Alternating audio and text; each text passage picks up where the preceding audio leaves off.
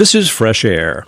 Caleb Landry Jones won the Best Actor award at last year's Cannes Film Festival for his performance in Nitram, a new movie based on the events leading up to the worst mass shooting in Australian history. The movie is in theaters and streaming on AMC Plus and Amazon Prime Video. Our film critic Justin Chang has this review. In late April 1996, 35 people were killed and 23 others were wounded after a 28-year-old man went on a shooting rampage in Port Arthur, Tasmania. It took less than 2 weeks after the shooting for Australia to reform its gun laws, and the government wound up buying back and destroying more than 640,000 firearms. Much of this information appears just before the end credits of Nitram, a coolly observed and deeply unsettling new drama that imagines the weeks and months before the tragedy from the shooter's perspective. The character's real name is never spoken in the movie.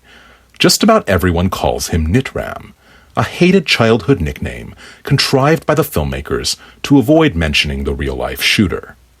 And he's played in a ferocious, terrifying performance by Caleb Landry Jones. You may well wonder at this point who needs to see another movie about the making of a mass murderer, even a movie as skillfully acted and directed as this one. I approached Nitram with some trepidation of my own, but even as they've stuck close to the real-life details, the director Justin Kurzel and his screenwriter Sean Grant have taken care not to glorify the perpetrator or exploit his victims. Almost no violence is depicted. The shootings take place entirely off-screen, and Jones's mesmerizing performance inspires more revulsion than pity.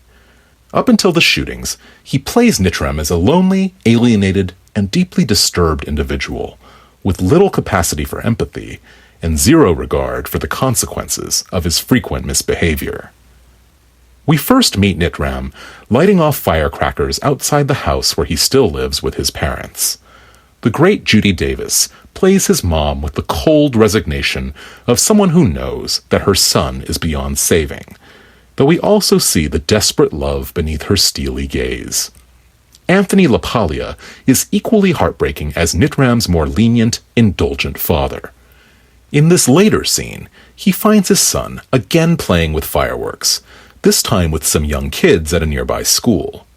Their teacher yells at Nitram, and his father drags him into his car.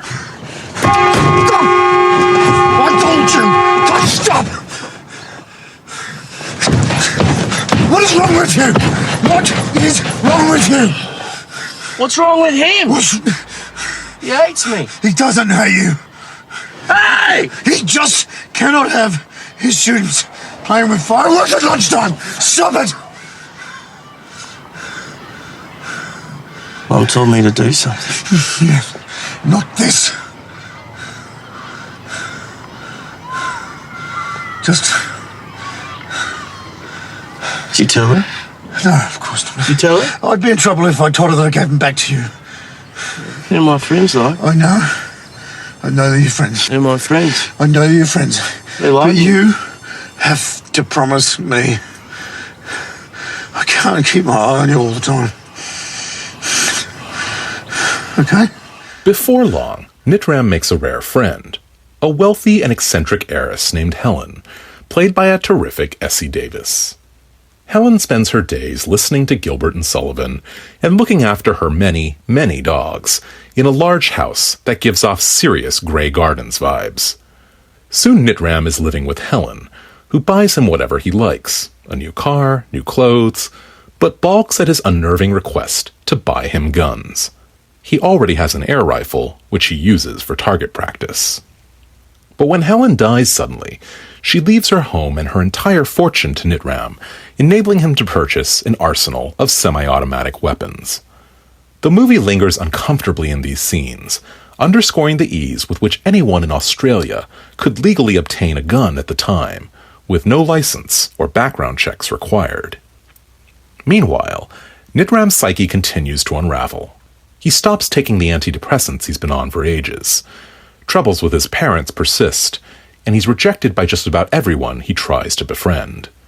Caleb Landry Jones has always had the ability to get under your skin in movies like Get Out, and he plays Nitram like an open wound that simply refuses to heal. What makes the characterization so scarily effective is that it doesn't seem to beg for our understanding, let alone our sympathy. We get a few clues as to what may have driven him to his horrific actions, including some brief news coverage of the 1996 school shooting in Dunblane, Scotland, an inspiration for the real-life Port Arthur shooter. But the movie seems to concede that the full truth may be unknowable. Justin Kurzel has shown a fascination with the roots and ripple effects of violence in films like his 2015 Macbeth, starring Michael Fassbender, and his earlier true crime drama The Snowtown Murders, about the Australian serial killer John Bunting. But Nitram is his most restrained and controlled work. We see the depths of parental helplessness in Judy Davis and Anthony LaPaglia's superb performances, and Kurzel immerses us in the lush natural beauty of Port Arthur, up until the moment the calm is shattered.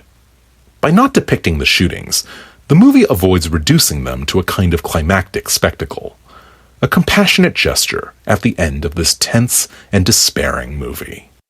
Justin Chang is film critic for the LA Times. He reviewed the new movie Nitram.